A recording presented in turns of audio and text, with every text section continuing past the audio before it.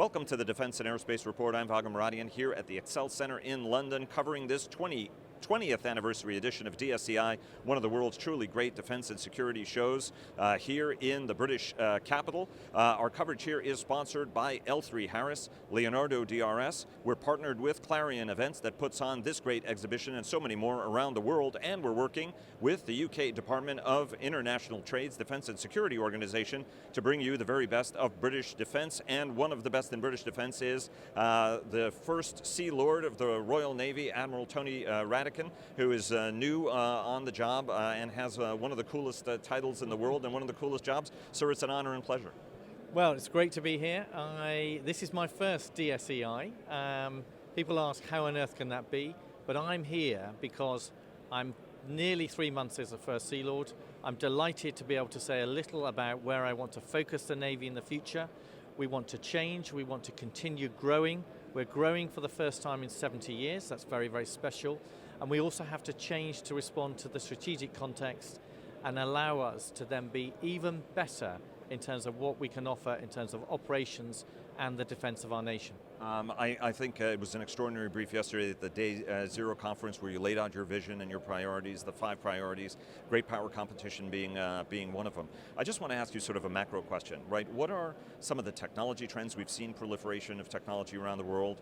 We've got adversaries or potential adversaries that are developing incredible capability and also gray zone tactics in order to try to employ them. And as the First Sea Lord, you're thinking globally, not just in any one particular part, given Britain's global role. Talk to us a little bit about the dynamic factors and how they shaped your agenda, all of those 5 key priorities that you've outlined here. So I think I spoke yesterday about my 5 priorities, which are the North Atlantic, bringing carrier strike into service so that we become a carrier strike task group Navy, developing our Royal Marines so that we have a future commando force, also developing what we call forward presence, so can we have more of our ships around the world, and then finally embracing technology and innovation in a much stronger way than we have done. Now your question speaks to why we have to do that, and what's going on is a challenge to the rules-based international system, and we're seeing that at sea. So those disputes about freedom of navigation, those traditional disputes about territorial waters, and also now far worse than that, actually having merchant ships hit by mines on the high seas in the Gulf of Oman. All of these things to me are connected. We're looking at our freedom of navigation in the South China Seas, freedom of navigation in the high north, freedom of navigation in the Gulf, because these things are critical for both our security and our prosperity. So that to me is the big theme that's out there and how we respond to that. And the other big theme you touched on, which is technology. We have amazing technology now, and how do we embrace that? So that could be in terms of using data, information, artificial intelligence, machine learning, all of those things, and we need to do that as a nation but with our allies. And the other facet of technology is autonomy. How do we shift so that we use machines to be even better on operations, to be more effective, to be safer, to be cheaper if necessary, but to be more impactful? And I think we have a fantastic opportunity to embrace technology and to be even more effective on operations, but we have to get after that.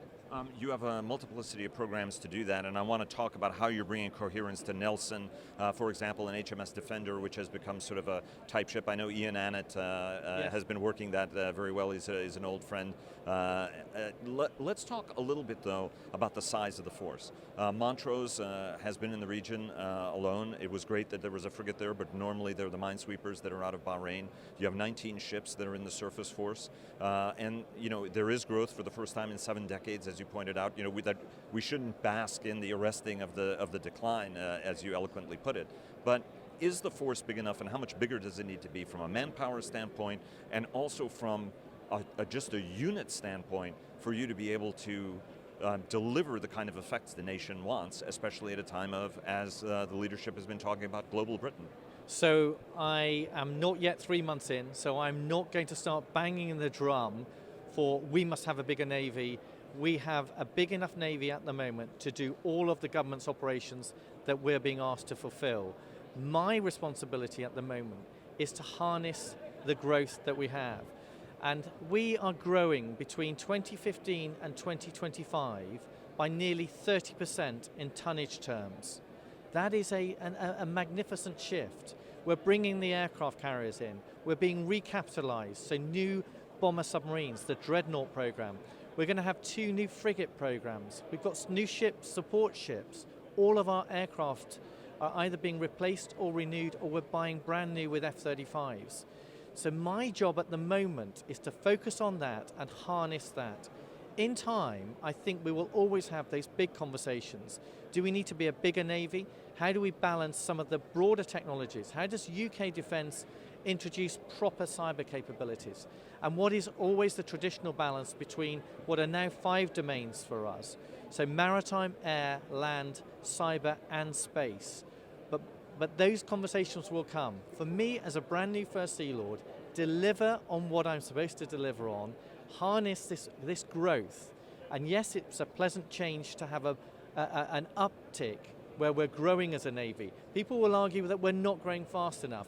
I just want to grab the fact that we're not in decline, we're growing, and I'm going to deliver on what we've been asked to do.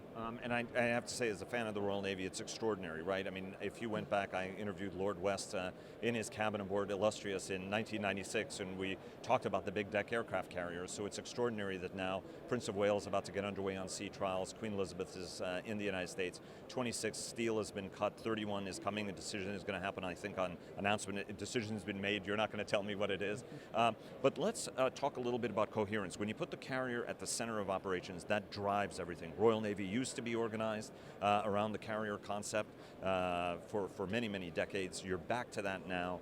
What are all of the other things that you need, right? Whether it's longer range weaponry, whether it's more spare parts magazines, whether it's composition, what are all the things that have to happen to put the carrier back in the center and get to operating it as that unit should be operating? Yes, so thank you. So I think the first one is mentality. So how do we now shift back into the mentality of a carrier task group Navy? Now I think we are doing that, and we've got to do it with confidence and grasp what that allows us to do and to be able to operate on that bigger stage at a higher level. And I am massively grateful for the help that we've had from our partners, and particularly the US Navy. But the first piece is to acknowledge that we have taken a dip. So we lost our previous aircraft carriers, and we have had to manage this period in between to get to an even better position. And I think that quite often in modern defense, sometimes we're going to have to do that to get to a better position.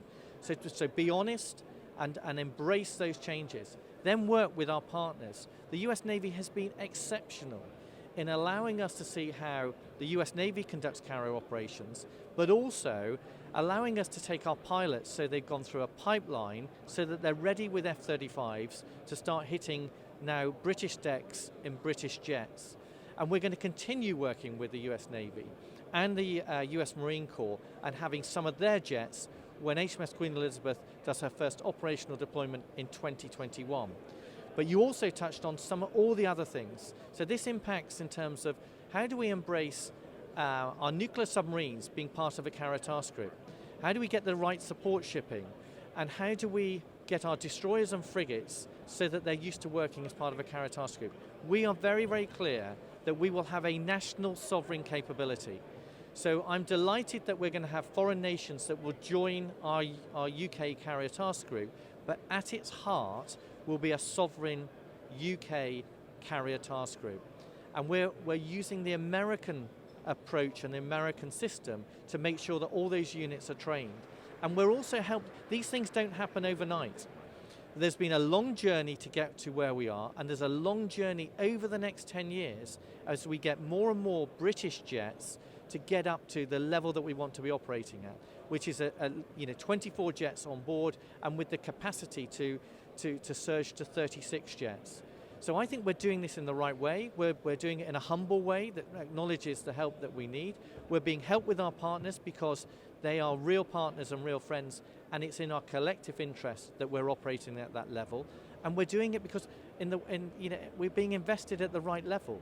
So we're being able to look at what's going to be our support shipping, look at our Type 45 destroyers, which are magnificent, look at the Type 26, which I think is going to be one of the world's best ASW frigates, and that's why Australia and Canada are buying into them.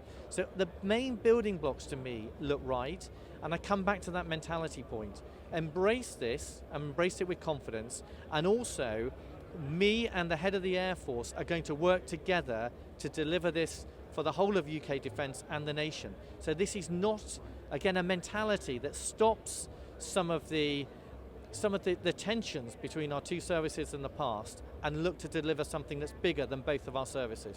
And Air Chief Marshal Mike Wigston and you have been working very closely on that.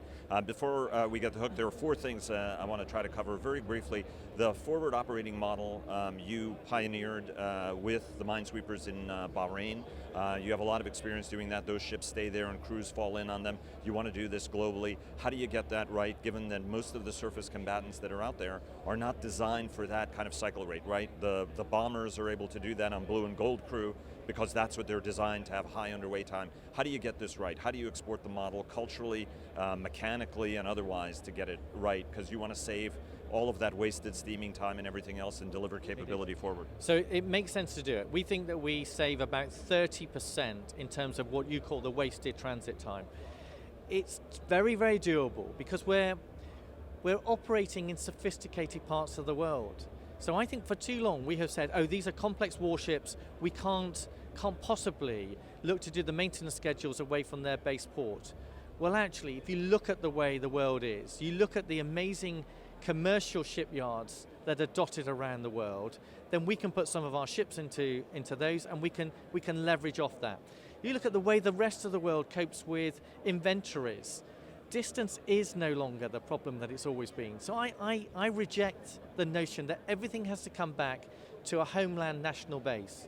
And therefore there is a challenge to say we can do this differently. We've done it with our smaller ships, we're now doing it with our frigates. And then when we bring our new ships in, the Type 31s, we're confident that those are relatively simple ships that absolutely fit into that model. And when we then forward deploy and station our ships permanently, it magnifies our presence. It makes a strategic statement. And when we then have those ships there permanently and we flow additional forces through, it acts as a further magnification. So that's why I'm a fan. The most difficult piece is in terms of the people and having different crewing models. But again, I'm certain that separating the crew from the ship means that we can start to provide stability and certainty for the crew. And when those two are hooked together, those individuals, they have to follow the vagaries of operations or maintenance downtime or maintenance schedules not being fulfilled. That leads to disruption, that leads to disgruntled sailors, and we've got to respond better. So this is better strategically and operationally, but one of its biggest and most important facets is it's better for our sailors. Let me take you to the question of innovation. You're a first-rate innovator. The second Sea Lord, Admiral Hine, first-rate innovator. Jerry Kidd, who's at Fleet Command. I see a pattern developing here, by the way. Innovation has been tried before. You belong to one of the history's most innovative organizations if you go back through the centuries in terms of what it's done. I mean, it's really goosebump inducing. But at the end of the day, sometimes innovative organizations also, the innovators have a challenge driving that innovation forward. Go ask Jackie Fisher, you know, it was not an easy thing what he managed to do, and it's a different era. I don't think you could manage that way anymore.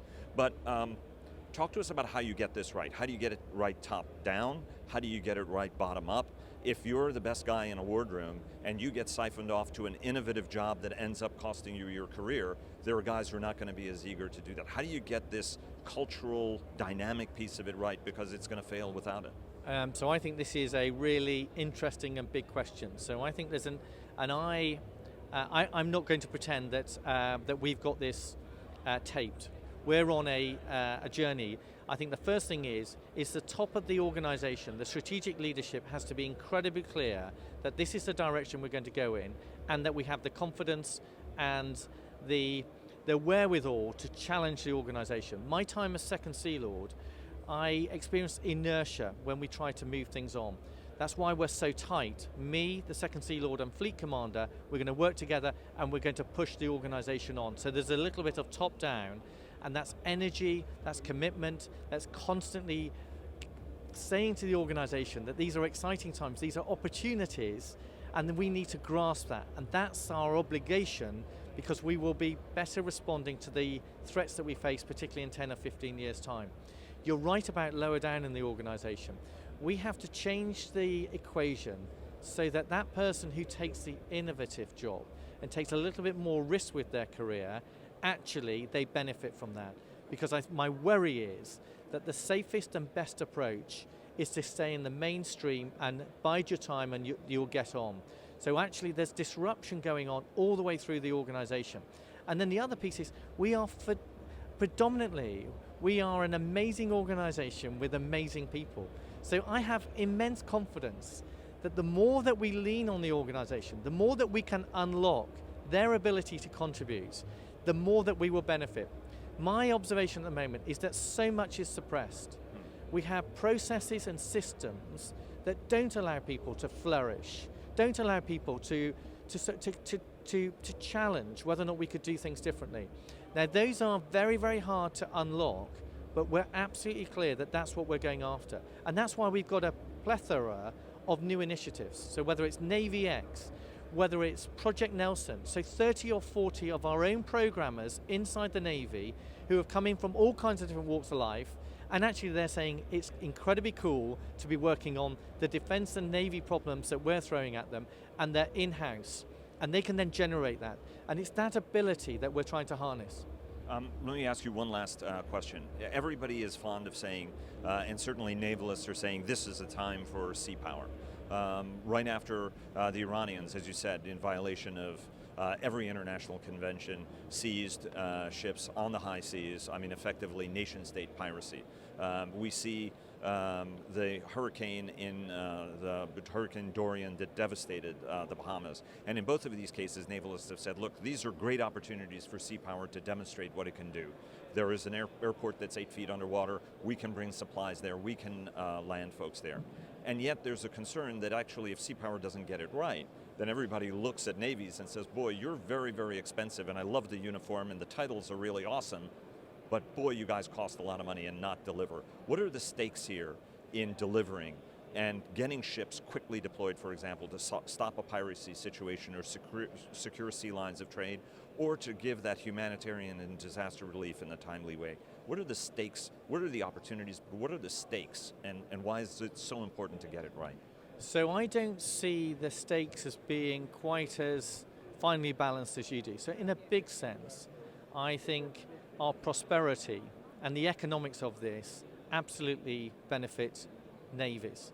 And I come from an island nation whose position in the world is founded on the Royal Navy and us being an outward-facing trading nation. And that fundamentally pays probably 1,000-fold for the investment in navies. I absolutely agree with you, though, that has to be manifest. That has to be clear to people that the world that we live in, and this amazing thing called globalization, and the amazing prosperity that we have, is founded on trade, and that we support that. And then when events happen in the world, we definitely have to respond, and we have to respond with confidence and with humanity.